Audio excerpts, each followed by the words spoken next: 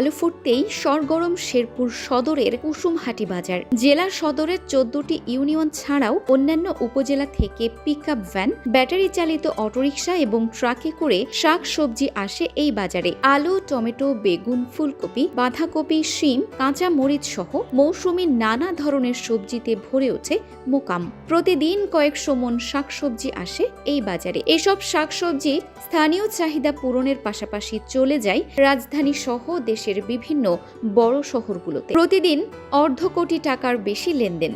যেমন একদিকে স্থানীয় অর্থনীতিকে সচল রাখছে, অন্যদিকে পরিবহন, শ্রমিক, প্যাকেজিং ও খুচরা ব্যবসা সব ক্ষেত্রেই তৈরি হয়েছে কর্মসংস্থান। তবে অবকাঠামো উন্নয়ন, শেড বৃদ্ধি ও সড়ক যোগাযোগ ব্যবস্থা উন্নত করা গেলে এই বাজার থেকে আরো বেশি রাজস্ব আদায় সম্ভব বলে জানান উপজেলা কৃষি কর্মকর্তা। যে সবজির দামটা, ন্যায্য দামটা মোটামুটি কৃষকরা পাচ্ছে। বাজেটের পরিধি আর বড় হলে হয়তো কৃষকদের জন্য আরো সুবিধা হতো। আমাদের এই শেরপুর সদর উপজেলায় মোটামুটি 8টা ইউনিয়নেই সারা বছরই সবজি উৎপাদন হয়, যার কারণে বাজারটি সারা বছরই জমজমাট। এবং আমাদের এই শেরপুর সদরের এই লক্ষ্মণপুরের কুসুমহাটি বাজার থেকে সারা দেশেই সবজি যায়। উপজেলা কৃষি বিভাগের তথ্য মতে চলতি বছর শেরপুরের 9001 হেক্টর জমিতে শাকসবজির চাষ হয়েছে।